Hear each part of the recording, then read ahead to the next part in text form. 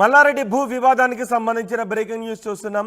మల్లారెడ్డి భూ వివాదంపై దర్యాప్తును వేగవంతం చేశారు అధికారులు. సుచిత్రలోని వివాదాస్పద స్థలానికి రెవెన్యూ అధికారులు వెళ్లారు. 82 సర్వే నెంబర్లోని ల్యాండ్ సర్వేను చేస్తున్నారు.